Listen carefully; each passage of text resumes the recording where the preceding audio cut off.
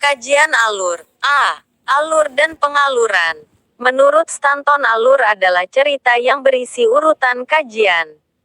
Namun tiap kajian itu hanya dihubungkan secara sebab akibat. Sependapat dengan Stanton, Kenny mengemukakan bahwa alur merupakan peristiwa-peristiwa yang disampaikan dalam cerita yang tidak bersifat sederhana. Karena pengarang menyusun peristiwa-peristiwa itu berdasarkan kaitan sebab akibat. Alur atau plot sebuah karya fiksi menurut Foster memiliki sifat misterius dan intelektual. Dan alur menampilkan kejadian-kejadian yang mengandung konflik yang mampu menarik atau bahkan mencekam pembaca. Sifat misterius alur tersebut nampaknya tidak berbeda halnya atau kaitannya dengan pengertian suspense. Rasa ingin tahu pembaca.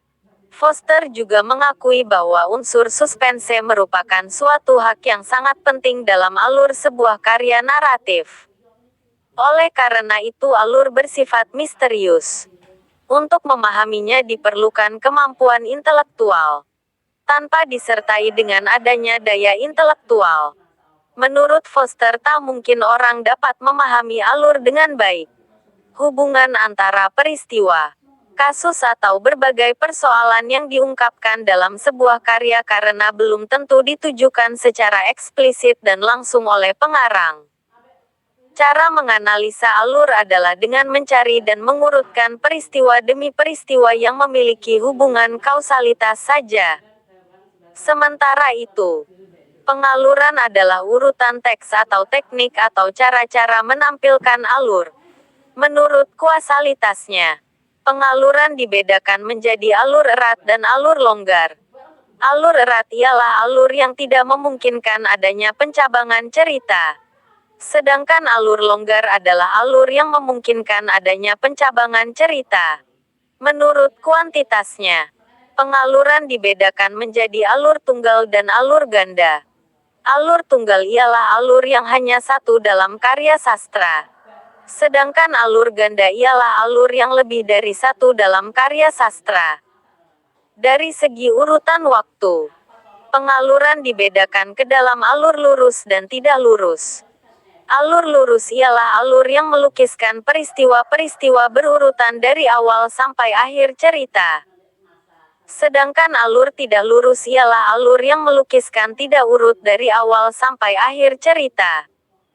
Alur tidak lurus bisa menggunakan gerak balik atau backtracking, sorot balik atau flashback, atau campuran keduanya. Dengan menganalisa urutan teks tersebut, pembaca akan tahu bagaimana pengarang menyajikan cerita itu. Apakah dengan teknik linier, atau teknik yang menceritakan peristiwa-peristiwa yang berjalan saat itu.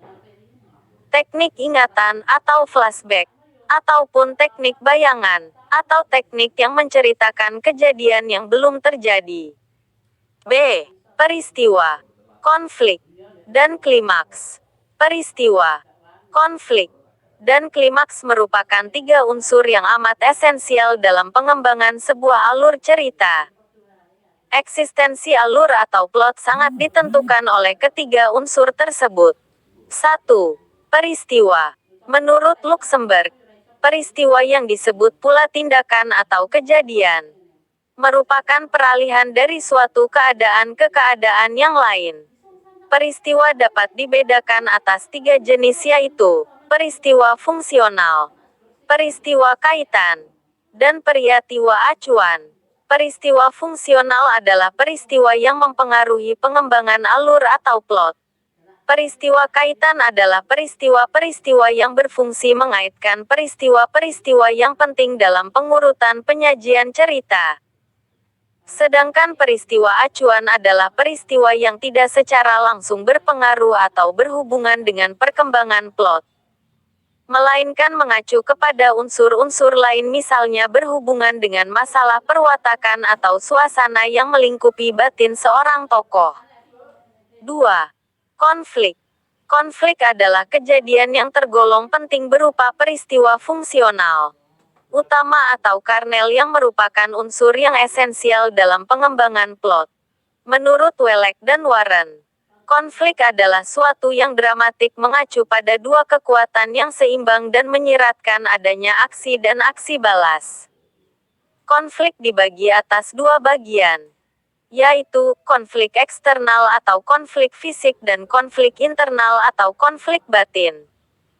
Konflik eksternal adalah konflik yang terjadi antara seseorang tokoh dengan sesuatu di luar dirinya. Mungkin dengan lingkungan alam ataupun dengan lingkungan manusia. Seperti konflik fisik dan konflik sosial. Sedangkan konflik internal adalah konflik yang terjadi dalam hati atau jiwa seseorang tokoh sebuah cerita. Kedua konflik tersebut saling berkaitan. Saling menyebabkan terjadinya satu dengan yang lain dan dapat terjadi secara bersamaan. Artinya konflik-konflik tersebut dapat terjadi dan dialami oleh seseorang pada cerita dalam waktu yang bersamaan. Walau tingkat intensitasnya mungkin saja tidak sama. 3. Klimaks. Menurut Staton, klimaks adalah momen saat konflik telah mencapai tingkat intensitas tertinggi dan saat hal itu merupakan sesuatu yang tak dapat dihindari kehadirannya. Artinya, berdasarkan tututan dan kelogisan cerita, peristiwa saat itu harus terjadi dan tidak boleh tidak. Klimaks sangat menentukan arah perkembangan plot. Klimaks memang mungkin tidak bersifat spektakuler. C. Tahap-tahap alur. 1. Tahap perkenalan atau eksposisi. Tahap perkenalan atau eksposisi adalah tahap permulaan suatu cerita yang dimulai dengan suatu kejadian. Tetapi belum ada ketegangan. Biasanya tahap perkenalan masih berisi deskripsi para tokoh, reaksi antar pelaku, penggambaran fisik, dan penggambaran tempat. 2. Tahap pertentangan atau konflik. Tahap pertentangan atau konflik adalah tahap yang menceritakan mulai terjadinya pertentangan antara pelaku-pelaku. 3. Tahap konflik atau komplikasi. Tahap konflik atau komplikasi adalah tahap yang menceritakan adanya ketegangan dan kerumitan masalah. Pada posisi ini, nasib tokoh masih belum bisa ditebak. 4. Tahap klimaks. Tahap klimaks adalah tahap yang menceritakan ketegangan mulai memuncak. Pada tahap ini, perubahan nasib pelaku sudah mulai dapat diduga. Meski terkadang dugaan itu tidak terbukti pada akhir cerita. 5. Tahap penyelesaian. Tahap penyelesaian adalah tahap akhir cerita. Pada bagian ini menceritakan penjelasan tentang nasib-nasib yang dialami tokohnya setelah mengalami peristiwa puncak itu. Ada pula yang penyelesaiannya diserahkan kepada pembaca. Jadi akhir ceritanya menggantung, tanpa ada penyelesaian. D. Macam-macam alur. 1. Alur maju. Alur maju adalah alur yang menyusun peristiwa-peristiwa diutarakan mulai awal sampai akhir, masa kini menuju masa datang. 2. Alur mundur atau flashback. Alur mundur adalah alur yang menyusun peristiwa-peristiwa yang menjadi bagian penutup diutarakan terlebih dahulu, masa kini. Baru menceritakan peristiwa-peristiwa pokok melalui kenangan masa lalu salah satu tokoh. 3. Alur gabungan, campuran. Alur gabungan adalah alur yang susunan peristiwa-peristiwa pokoknya diutarakan lebih dahulu. Dalam pengutaraan peristiwa pokok, pembaca diajak mengenang peristiwa-peristiwa yang lampau. Kemudian mengenang peristiwa pokok lagi. D. Kaidah pengaluran, pemplotan. Kaidah-kaidah pengaluran yang dimaksud meliputi masalah plausibilitas, atau plausibility. Adanya unsur kejutan atau surprise. Rasa ingin tahu, atau suspense. Dan kepaduan, atau unity. 1. Plausibilitas atau masalah. Plausibilitas mengarah pada pengertian sesuatu hal yang dapat dipercaya sesuai dengan cerita. Sebuah cerita dikatakan memiliki sifat plausibilitas jika tokoh-tokoh, cerita dan dunia dapat diimajinasi, atau imaginable. 2. Suspense atau rasa ingin tahu. Sebuah cerita-cerita yang baik harus mampu membangkitkan suspense pembacanya. Salah satu cara untuk membangkitkan suspense sebuah cerita adalah menampilkan apa yang disebut foreshadowing atau penampilan peristiwa tertentu yang bersifat mendahului namun biasanya ditampilkan secara tak langsung terhadap peristiwa yang penting yang akan dikemukakan kemudian. 3. Surprise atau kejutan. Sebuah cerita-cerita yang baik selain harus mampu membangkitkan suspense pembaca juga mampu menciptakan surprise pada pembacanya.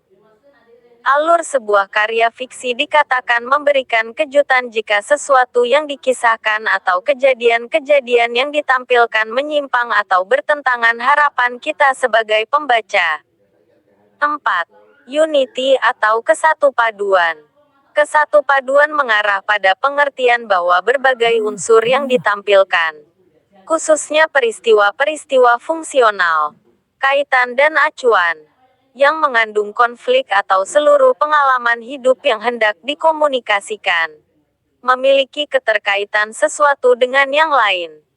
Masalah kesatupaduan ini bukan merupakan suatu hal yang sulit untuk dipenuhi dalam karya-karya yang berbentuk cerpen atau cerita pendek. Karya fiksi sebuah karya yang direncanakan, disiasat, dikreasi, dan diorganisasikan sedemikian rupa dengan sengaja sehingga keseluruhan aspek yang dilahirkan dapat saling berhubungan secara koherensif.